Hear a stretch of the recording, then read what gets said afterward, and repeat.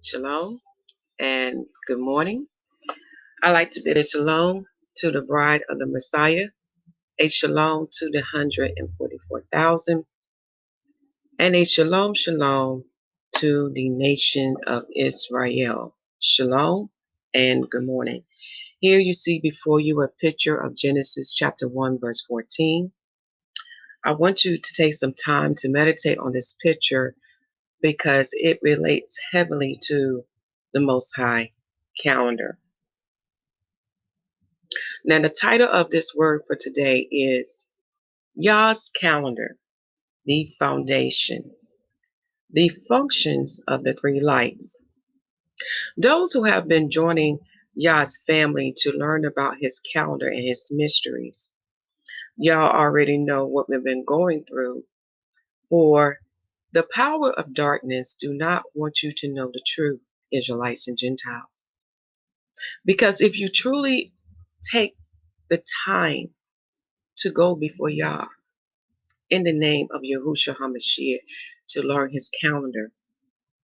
It will connect you and give you the understanding of the biblical prophecies, also the understanding of the three groups, such as the bride of the Messiah, the 144,000, and the nation of Israel.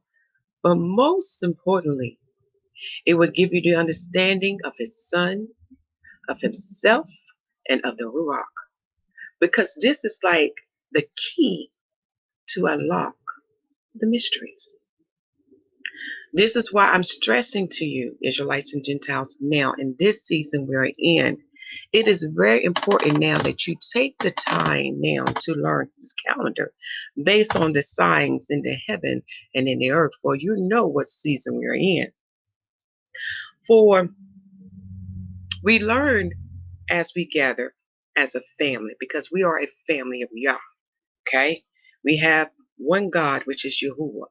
One Son, which is Yahusha HaMashiach. He is the anointed one, the Messiah, the second Adam. And we have one Ruach HaKodesh. That Holy Spirit is the glory of Yah and the beauty of Yah, also known as the seven eyes and seven spirits of Yah. And another title is known as the Spirit of Wisdom. For the Messiah said that wisdom shall be justified by her children. And to understand what that means, wisdom is not made in vain. Wisdom shall bring forth the children of Yah. There's a mystery on that. But however, let us continue on this. There's another picture I would like for you to see. Meditate on this.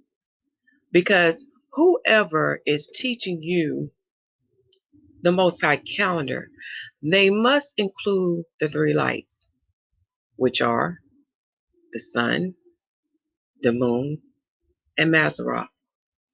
If that calendar lacks that, they are in error. This is what the word taught me, even with myself. It said, you are in error, my daughter, when you only talk about one light. Because when you study his calendar, you will learn that each of them works together and you cannot leave any of them out. Okay? So I'm going to share with you a video that we had. We had a gathering last night as a review. And I was hoping in that review, y'all, that the whole video would have been recorded, but we had some problems. Not only with the recording, but we also had some problem with Google. But we ought to know who Google is and what Google works for. Okay? Google is the platform of Satan. It is a spy tool. Okay? That's what Google is. So by me already knowing that, I know what I'm dealing with. However, Yah will be done as written in his word. His truth will go forth throughout the four corners of the earth. So I'm asking you to overlook the imperfections of that video, but hear the message, hear the teachings of his calendar. And then join us on Saturday for the rest of it, because we're going to pick up where the video left off. Now, let us begin.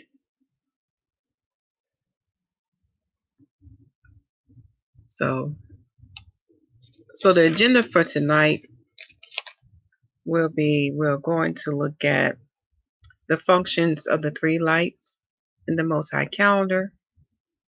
Also, we did not get to the formula. Okay, so that's something that would be on hold until we gather on Saturday. And we did not get a chance to look at the pictures. So tonight we're going to pick up with the function of the three lights.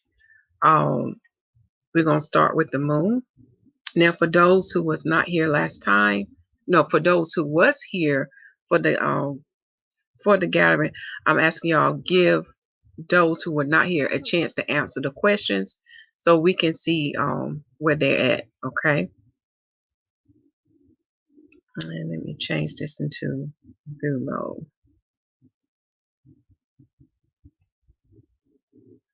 So we're going to look at the first light. What is the purpose of the moon? What is the purpose of the moon? Like telling the time. Okay, it tells the time. But what part in the calendar regarding time does the moon tell us?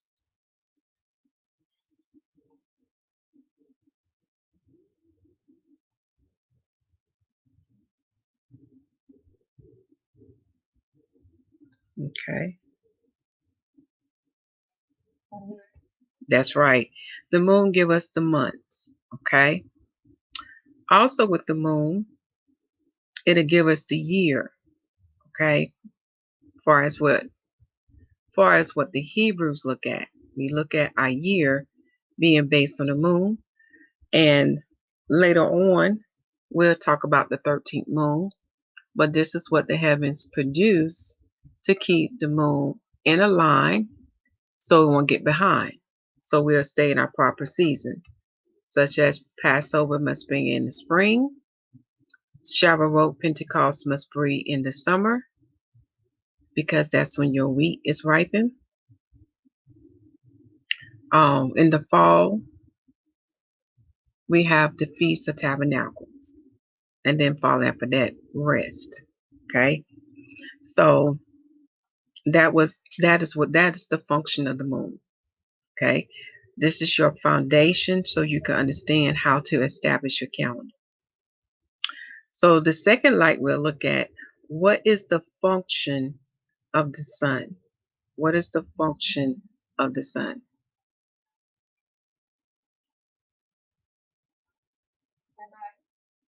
Okay, it gives us light.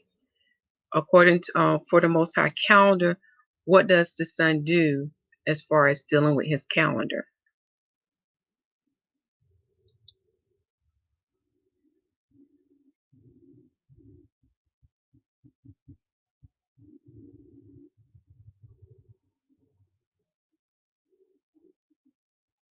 Okay, I have someone to answer. What else does the sun do in the Most High calendar?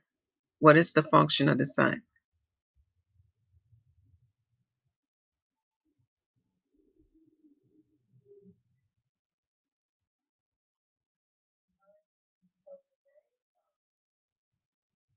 Okay, sis,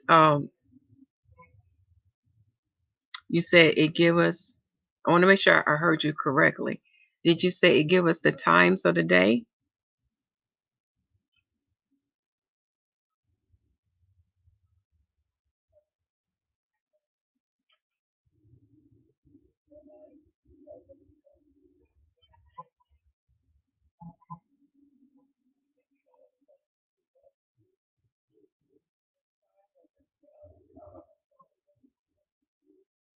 Okay. Do anybody else have another function of the sun besides giving us times during the daylight phase? Okay. What else? What's another function of the sun in the Most High calendar? What does this light do in his calendar.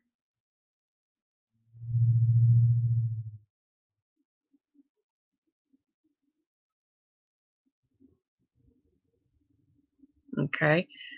This, go ahead.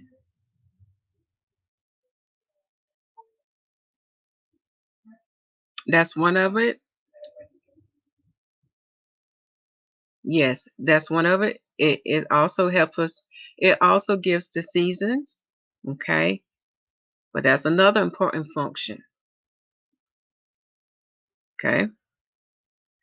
The way to look at this, the moon can only give you the month and give you the days of the month.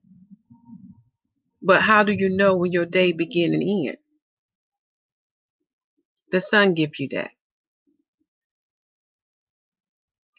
As we are learning each function of the light, you will see their function will interlink with one another.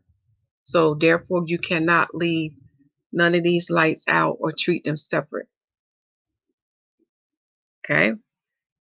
So without the sun, we will not know when the first day of the moon begins and ends. Just as with the holy feast days, the moon give us the holy days, but without the sun, we will not know when those days begin and end. Okay. And then the sister did mention season, but we get into the next light because the next light will give us more details. Okay. When we look at Maseroth, what is the function and the purpose of it in the Most High calendar?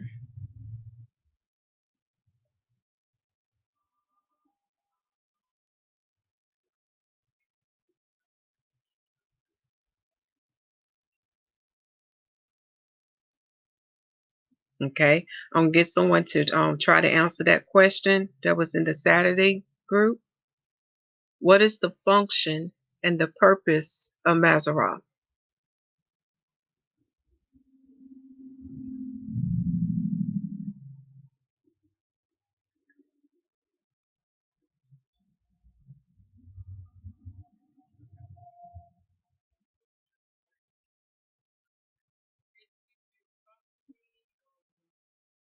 Seasons. Hmm. Such as seasons, sis. Can you list the seasons for us?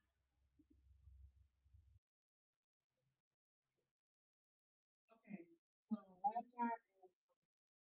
Yes. And we will find that in Genesis chapter 8, verse 22. This is the how in the Bible they identified the season. But according to today, as well as the book of Jubilees, but it's not specified now in the book of Jubilees. But in modern times, how many seasons have they divided it up? How many seasons do we have? 4 seasons.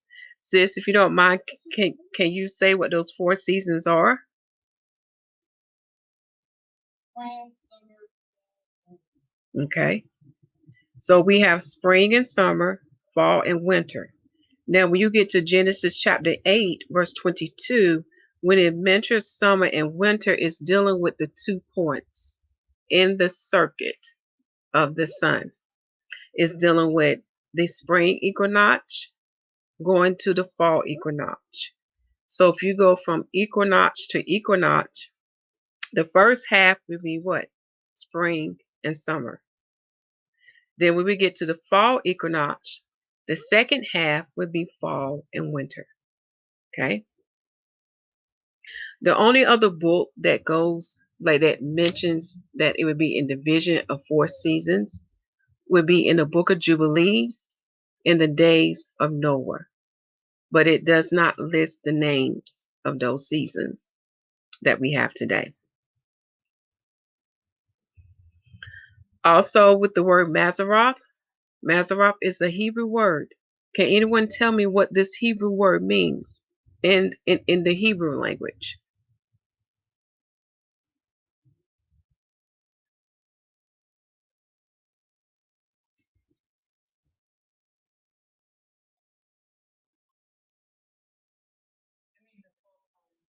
Thank you, sis. So Mazzaroth in the Hebrew language means the 12 signs. And you can find that in the book of Job, chapter 38, verse 12. I'm going to check my Bible because I don't think I wrote down the right verse. But let me check just to make sure.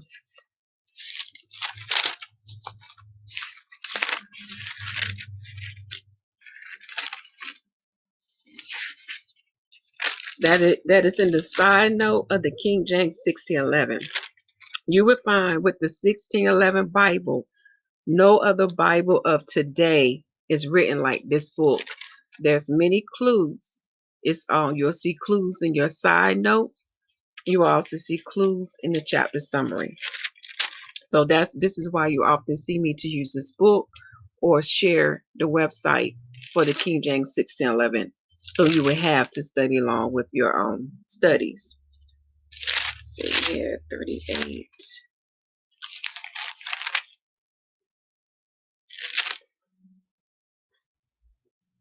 Yes, I did leave out the correct verse. It's chapter 38, but it's verse 32. Verse 32. I need to correct that.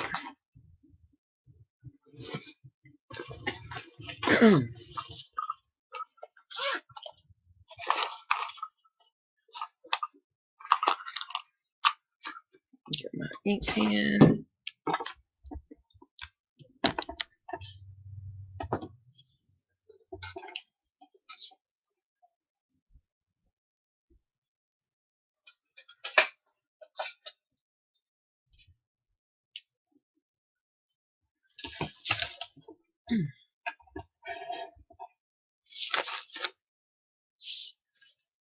So it's Job chapter 38, verse 32.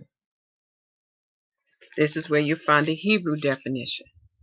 Now, what is another word that the Gentile called Mazzaroth?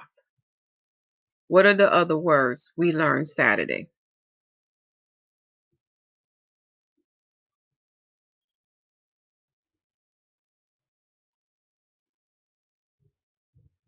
I just said Saturday. Mm-hmm. Yeah, I remember you talked to me, Mom. I'm talking about to the group because we have other people on with us that was in the Saturday meeting. Uh-huh. I'm trying to think what the question I asked. So what was the other words or other terms that the Gentile used instead of saying Mazzaroth?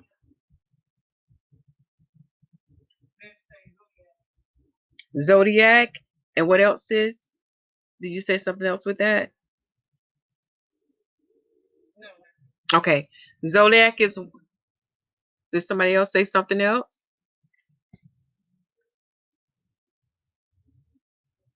Yeah, constellations or zodiac.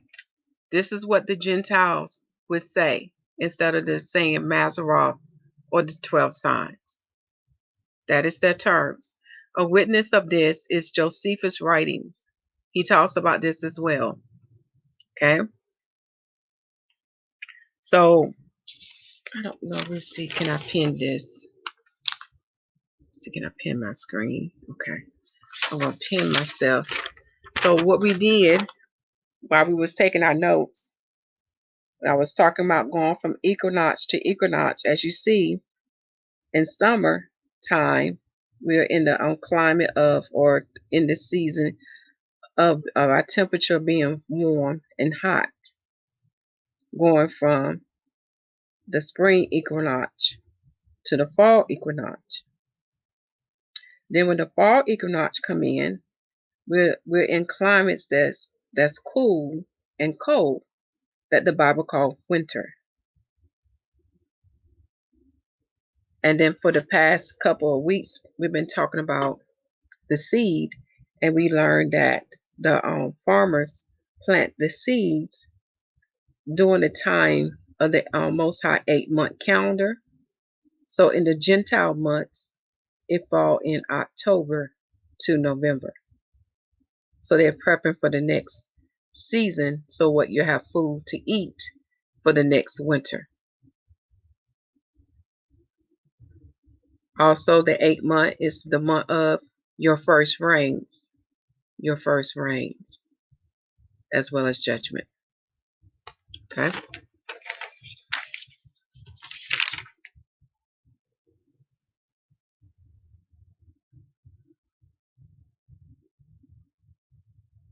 All right. So now that we have the functions of these three lights, you should have the function of the moon. Okay. It gives you the months. All right. When we look at the Most High calendar, as well as giving us the year. I don't know where my pen done dropped to. Don't drop down the floor. Then when you look at the sun, when dealing with the Most High calendar, it gives us the time of the day during the daylight phase, and it tells us when the day begin and end.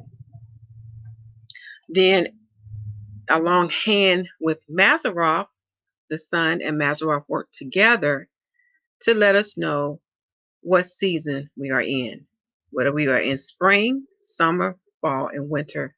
And that's very important because when you begin to study the three solemn feast days, you will learn they have to fall in line in the correct season, such as Passover has to fall in spring because barley is only ripened in spring. Then you have Shavuot, which is Pentecost. It has to fall in the summertime, for wheat is only ripened. Well, wheat and grapes is only ripened in the summertime. And then the last one, which is the third solemn feast, that is the Feast of Tabernacles. And that must fall in your fall season. Okay. So now that you have the functions of those three lights, that is your foundation when putting the Most High calendar on paper. So whomever calendar you're looking at, you see why it's important that they have those three lights. They can't leave any light off. If they do, there'll be an error. Okay. Before we go on to the part dealing with Mazzaroth, because that's what we talked in heavily from the last lesson, I did announce to the group on Saturday that my sister sent me. It was like a video to let us know there is another alignment to occur on December the 21st, and this alignment does not happen for this alignment has not happened since 6,000 years. So you're going to have Mercury, the Sun, Mars, Saturn, and all the other moons to come in an alignment together, like in a line, okay? And they're going to move in the same direction, on the same path and radiant at the same time. And this is something new as far as it's not a common occurrence because they said this has not happened since 6,000 years ago. So the date they are projecting for this to happen is on December the 21st. Okay, December the 21st.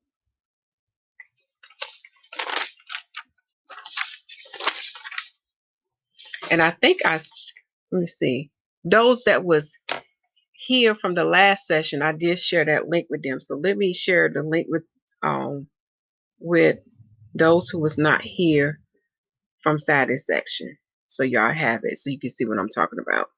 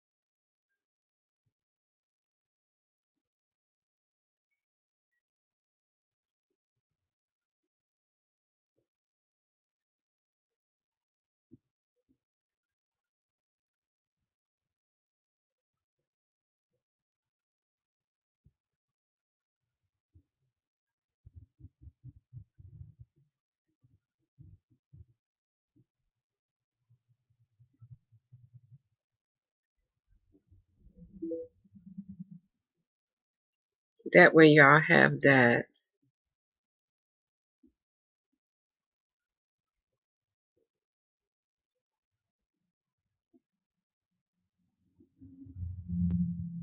Okay. All right. So make sure you have some paper out because we're going to start taking a lot of notes. So you will need another sheet of paper. You probably want this separated. Okay. And on the top of your paper, I want you to write the word Mazarah. Mazarah.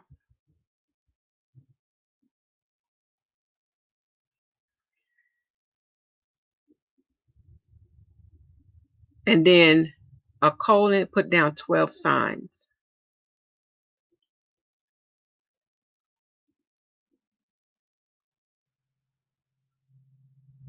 Then below that line, let me pin my screen again so you can see.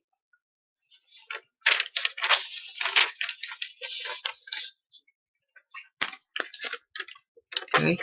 Below that line, I want you to have a subtitle, one for Hebrews side, and then one for zodiac / constellation side.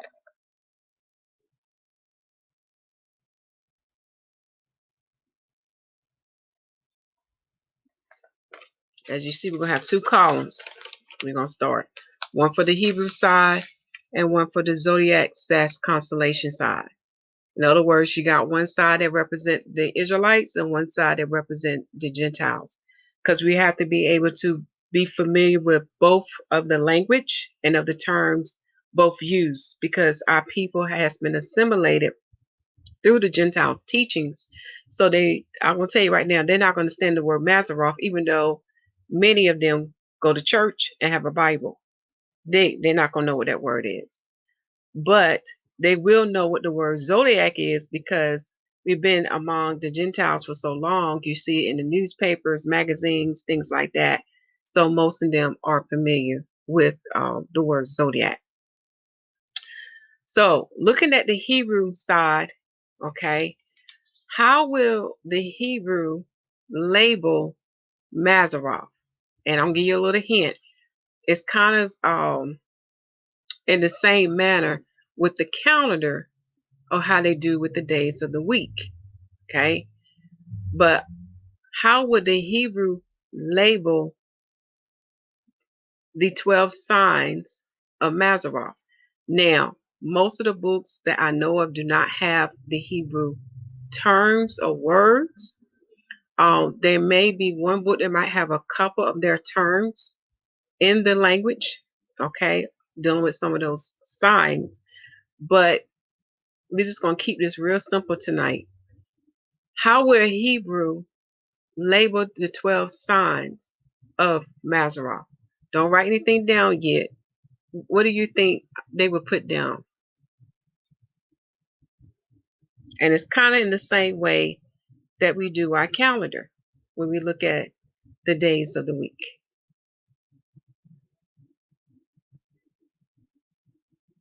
Would I put them down as the month? Ma'am? Would I put them down as the month? Okay. When you say put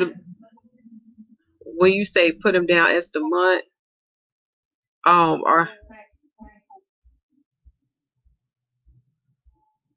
are you saying they would name the 12 signs after the month of the Most High calendar? Or is that what you're saying? Yes. Okay. That wasn't what I was looking for. Your hint is to look at the calendar and look how the Hebrews would label their days of the week. And when you look at that, what I'm about to give you is kind of like familiar, kind of like the same thing. Okay.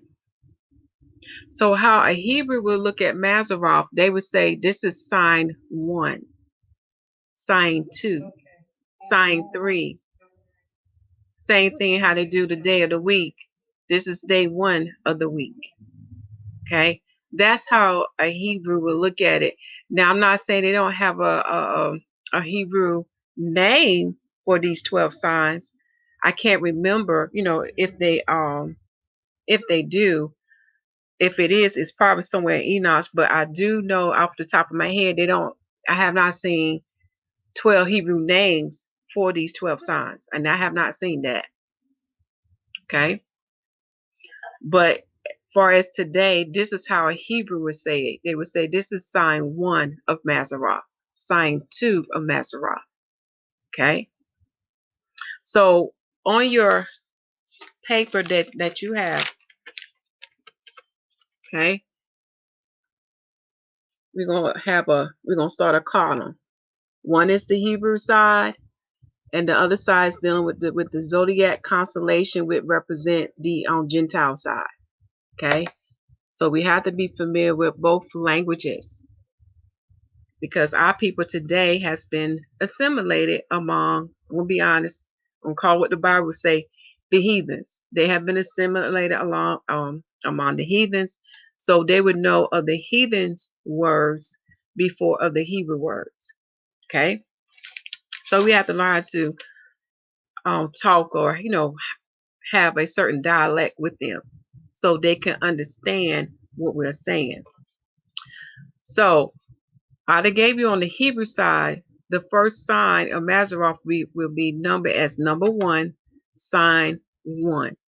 Sign 1. Okay. So what would be the name of sign 1 by the Gentiles?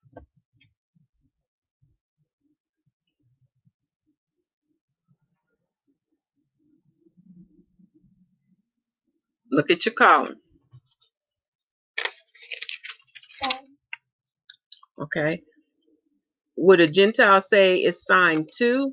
Or what would be the name of the first sign in Maseroth for the Gentiles?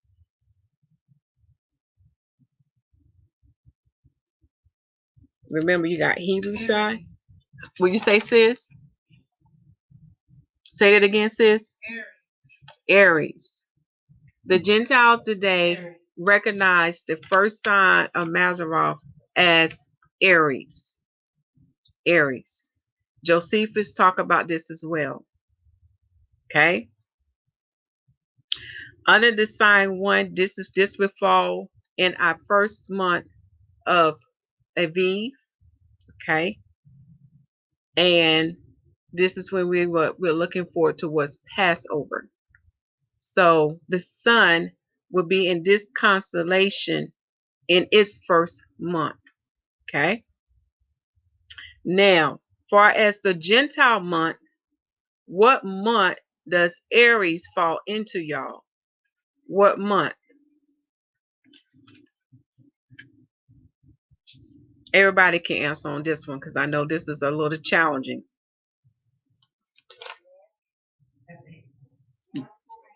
Yes.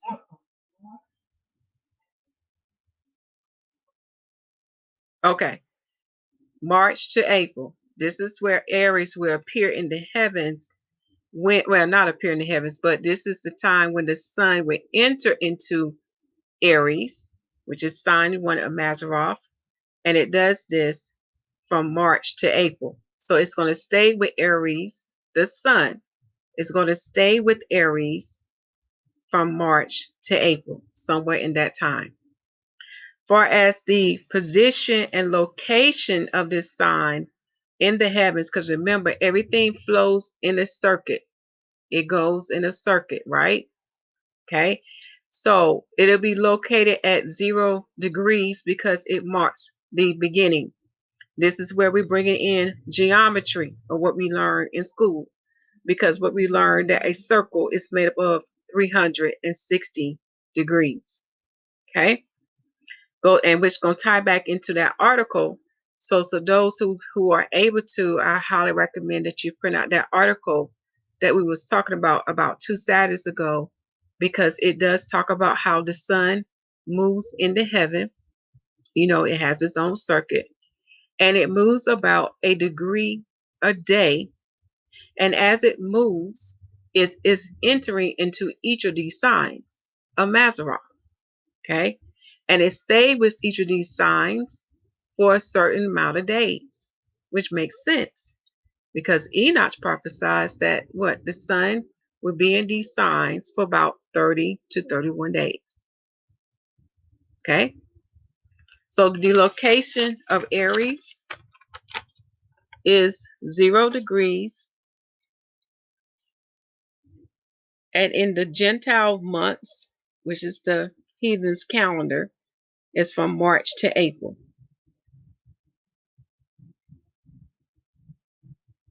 Okay. Write that down. Now we're going to talk about sign 2 of Mazzaroth. Sign 2. Okay. That what a Hebrew would say. But what would be sign 2 for the Gentiles, according to their zodiac/constellation?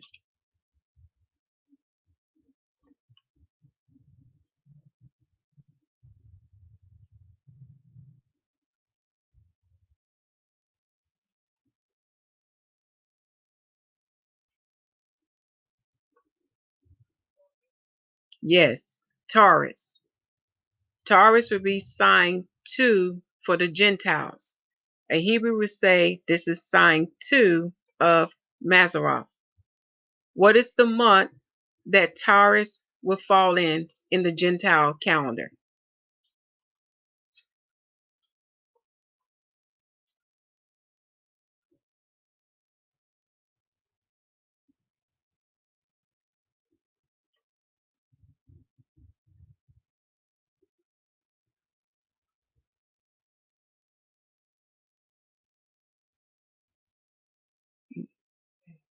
April to May. April to May. And the location of Taurus in the heavens, I'm going to give this to you because we come into a formula now, will be 30 degrees. 30 degrees. Okay. So as you see right now, we're doing some math. So the sun, remember I told you, move about a degree a day. All right. So sometimes the sun would be with a sign of Mazzaroth for 30 days or 31 days. But right now, we're going with the average number, which is 30. So we add 30 to what? 0. Okay? Because the sun is moving about 30 degrees to get to the second sign of Mazzaroth, which is Taurus. I know some of y'all racking your brain, but if you're familiar with geometry, you can see it. You can see it. Remember, the sun moved in a circuit. Okay? Okay. Now we're going with sign 3. This is what the Hebrew would say. We're in sign 3 of Mazzaroth. What would be that sign 3 according to the Gentiles? What would be their name?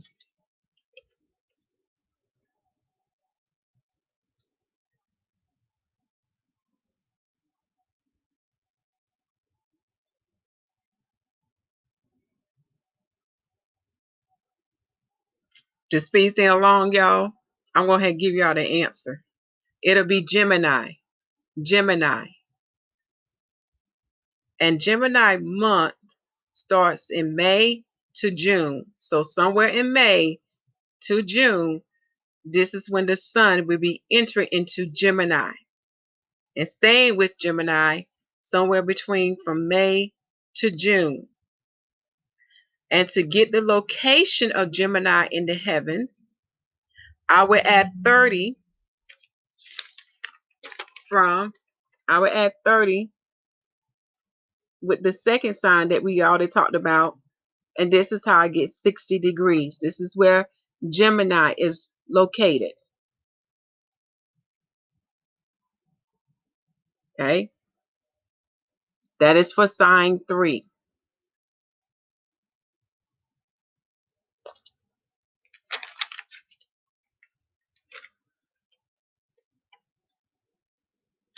Now for sign 4 of Mazzaroth, as a Hebrew would say, what is that sign for the Gentiles? Sign 4 is what?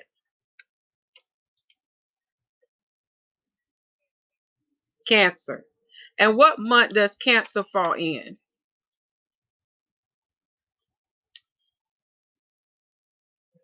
Okay. And where is Cancer located in the heavens?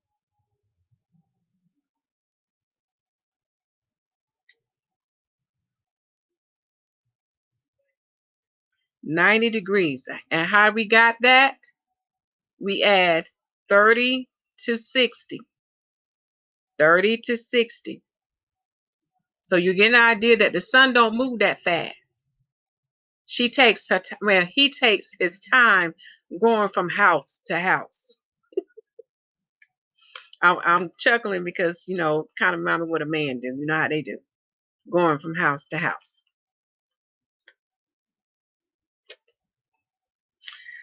Okay. Now we're going to sign 5 of Mazzaroth. Now, sign 5 of Mazzaroth, when you hear the Gentile name for it, it should bring a smile to your face. What is the sign 5 of Mazzaroth?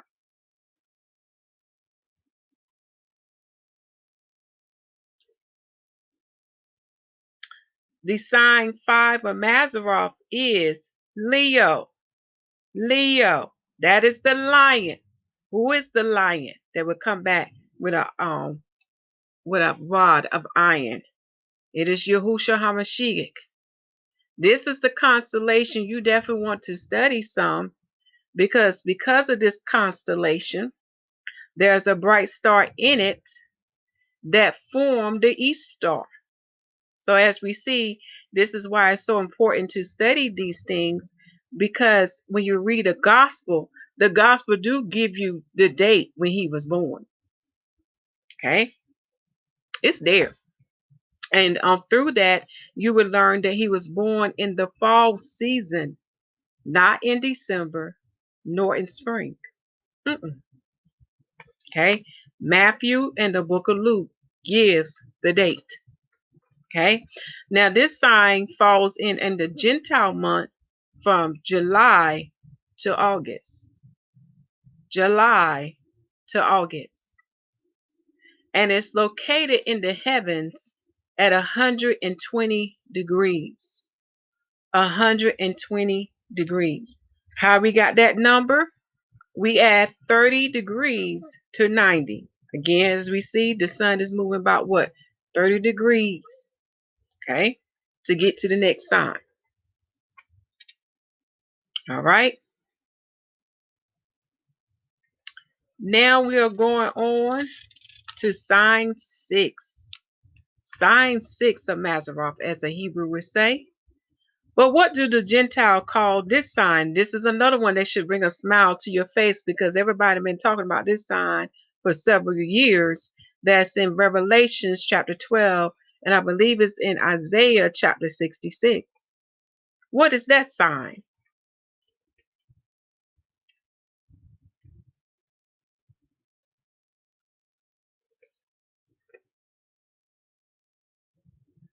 Okay, that sign is Virgo.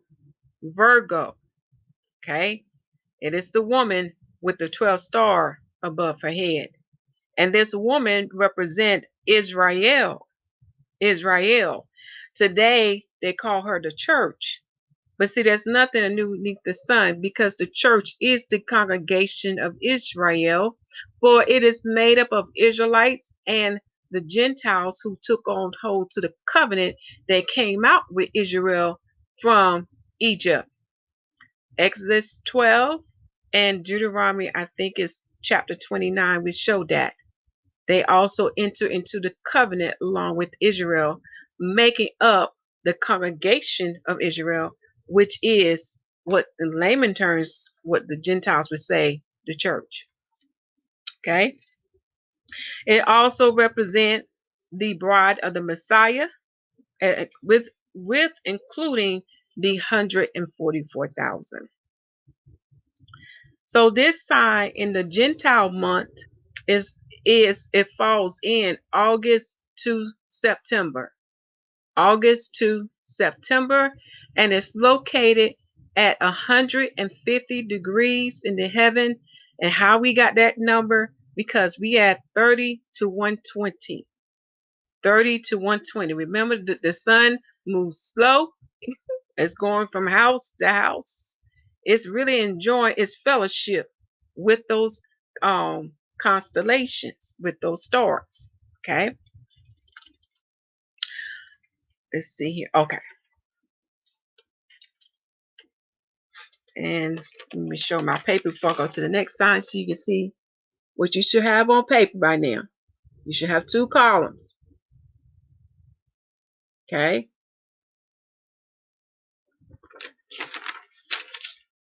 Now we're going to another sign that should definitely bring a smile to your face. This is the 7th sign. We know the number 7 means perfection. It is the day of rest unto our Father, the number 7. So the 7th sign of Mazzaroth, what would the Gentile call this sign? What would they call it?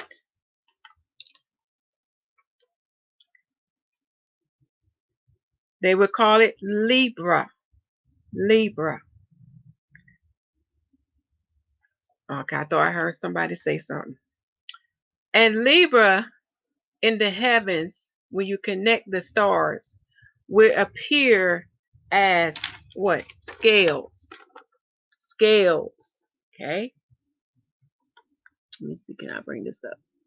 Scales. So when you look at those scales, it should remind you of what? There has to be balance. There has to be order. So in order to have balance and order, judgment must come to set the scales in balance. Now we begin to see why the Feast of Trumpets is so important, because it's announcing unto us the coming of the King of Kings, the Lord of Lords. Because when he comes, he's going to bring the first judgment. He's going to set things in order. He's going to give the earth back into the hands of the righteous. Okay. So this sign falls in the Gentile month from September to October, and it's located about 180 degrees in the heavens. Okay.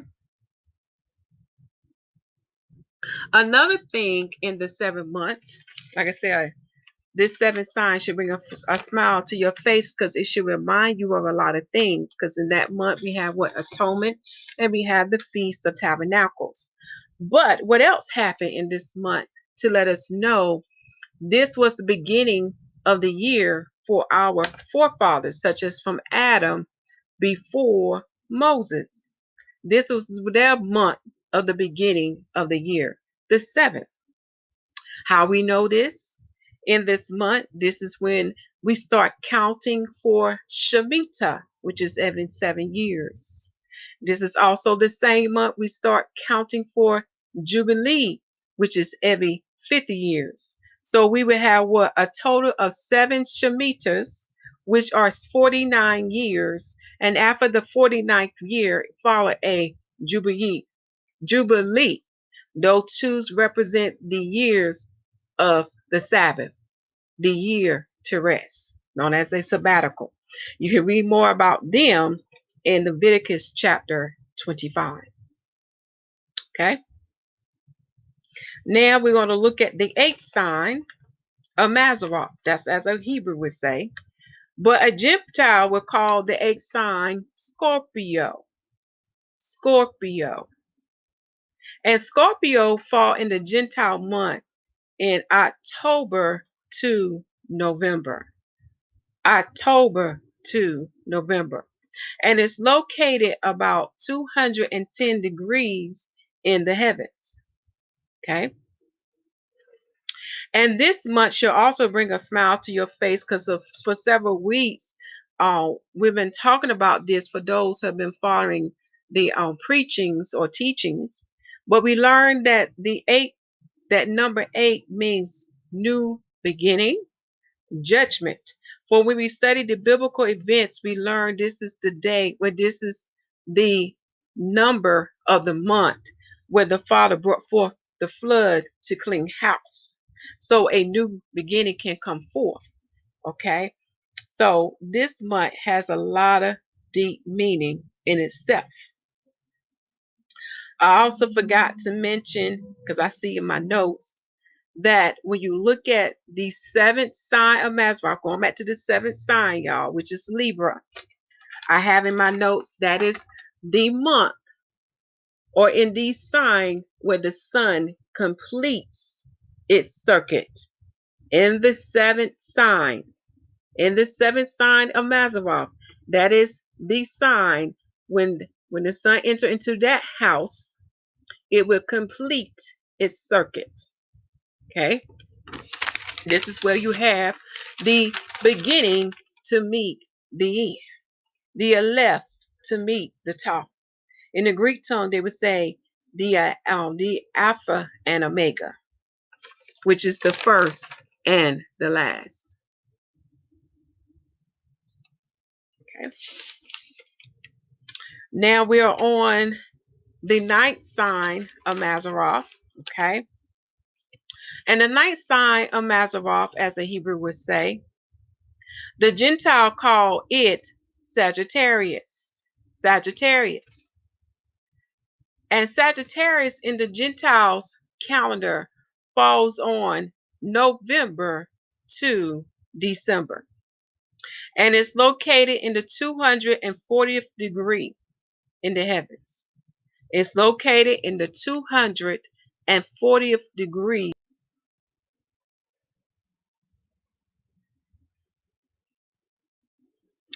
Thank you for taking time to watch that video.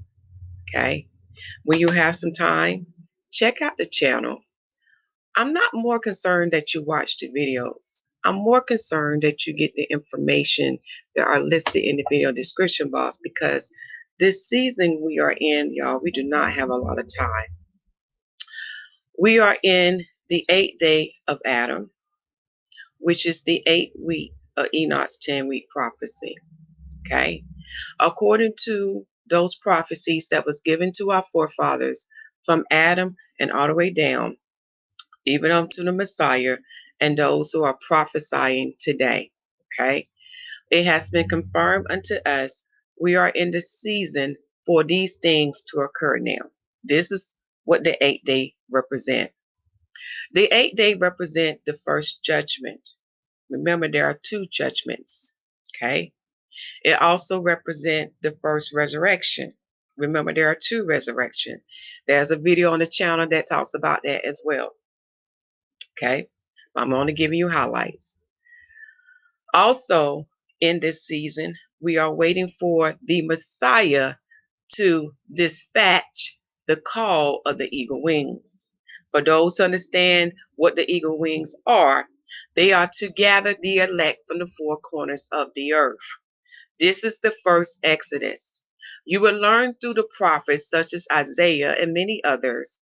There is more than one gathering, but happens at different times, just as we have 3 different types of feasts. For the barley feast represent the resurrection of the first fruit of the resurrection, which is the Messiah and the saints. Go back and read Matthew, and also read it's like precepts you can find in the book of Psalms, in the book of Ephesians, and in the book of Peter's. But the book that gives you the inner detail of what the Messiah did when he went down to Sheol, which is the center of the earth, or the heart of the earth, in comparison to the belly of the whale as Jonah was in. Okay, you can read it about it in the book of Nicodemus, known as the book of Pontius Pilate. Okay, that was the first. Now, the second harvest that we are waiting for is the wheat, also known as the grapes, because they go hand in hand. Wheat and grapes are only ripen in summertime. This is why you got to learn the calendar, y'all. But let me proceed.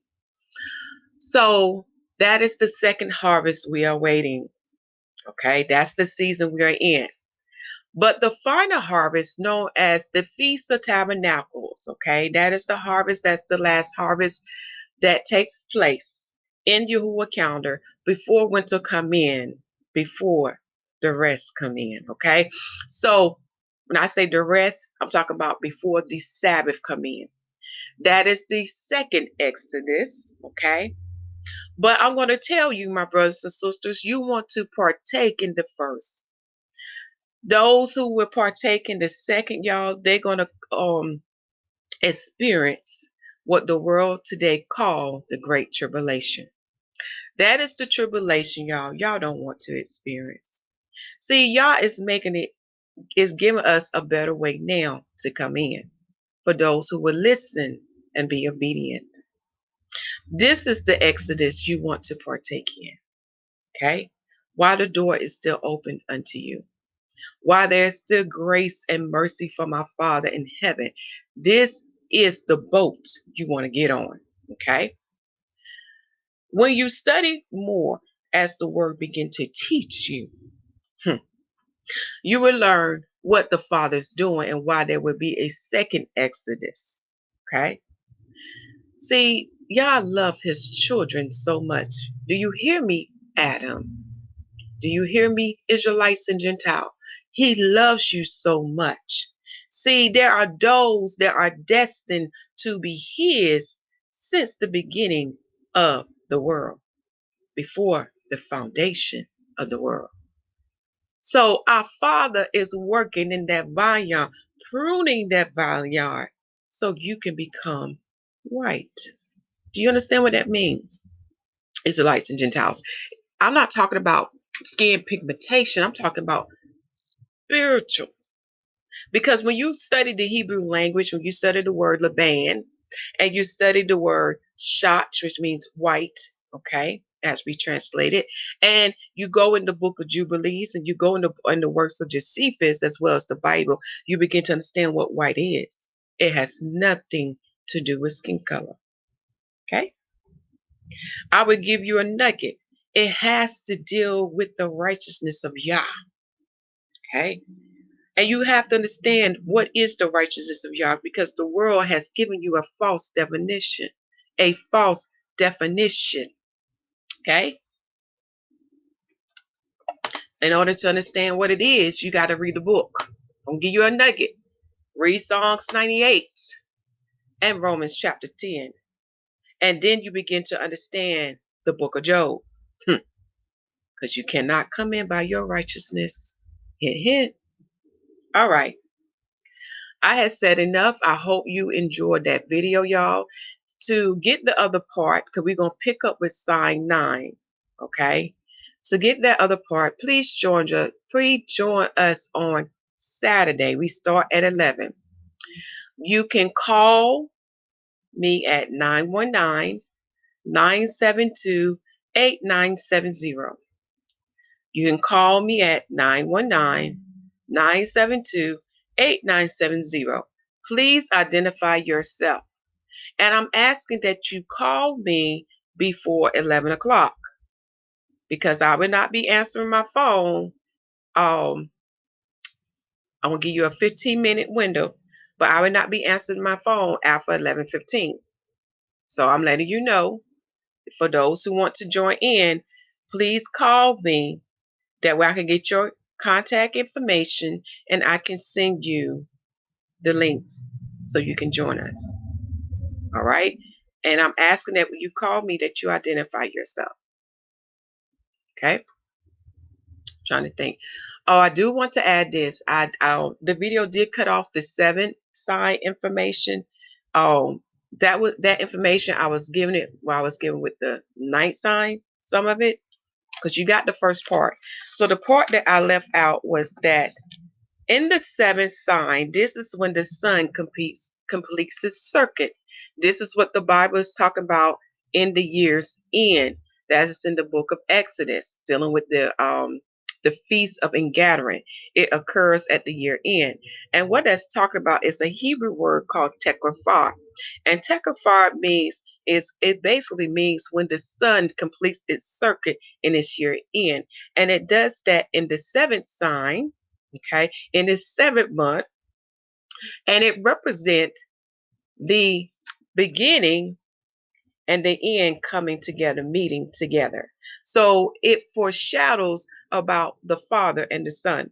For we know the Father and the Son is what? The Aleph and Tau, also known as the first and the last, the beginning and the end, and as the Greeks would say in their tongue, as the Alpha and Omega. So again, as you see, when you begin to study the Most High calendar, it is the key to give you understanding of the Father, of the Son, and of the Ruach. But most also, excuse me, y'all, Shalaki, but also to give you understanding of the biblical prophecies. Okay? So you will have the incorrect interpretation. Remember, it is his spirit that teaches all things now. You do not have to go to a Levite. You do not have to go to a high priest because we have one in the heavens who is our high priest and who is our teacher, which is Yahusha Mashiach. You do not have to go to a king to get this information. You do not have to go to the Gentile books to get this information because the Spirit will teach you and lead you to what you should read and what you should know. All right, my brothers and sisters, continue to preach that the kingdom of heaven is at hand. Make sure the people receive salvation as written in Romans chapter 10. And make sure the people are baptized. If you have no one to baptize you, okay, you can do your own baptism. Remember, the water is the second witness in the earth, a mystery that many do not understand. For the water can report unto the Father who has entered into the new covenant, the marriage with the Messiah. Now, do not get the new covenant confused with the eternal covenant that is yet to come to the house of Israel and the house of Judah. That is a different covenant. Again, the Spirit will teach you these things. All right. Check out the channel. Most important, just look at the video description box. Get that information. Okay. Also, the channel has YAHUAH prophetic messages. Please listen to that because he has spoken, telling you what season we are in. Do you hear me, Israelites? For those who call themselves African Americans, for those who call themselves Native Americans, these are the terms from the Europeans. That is not who you are. And the Father is giving you the evidence, the confirmation. He's sending you the prophets and the prophetess. He's sending you your people, even those who live on the continent of Africa, telling you who you are. It is time to wake up. Okay? Also, on the channel, you will have access to Yahuwah's calendar playlist, giving you the breakdown of his calendar. But I'm asking you, for those who have a true desire to learn his calendar now, because you need to know it, you can join us. We are not a denomination. We are not a camp, nor an assembly or organization or a church. In other words, we're not a clique. This is about the family of Yah. Remember, we are united by one God, which is Yah, one Son, which is Yahusha HaMashiach, one Spirit, which is the Ruach HaKadesh, known as the seven spirits, the seven sides of Yah, also known as the Spirit of wisdom. That's what unite us. So we are not a clique. Okay? All right, said enough. Shalom.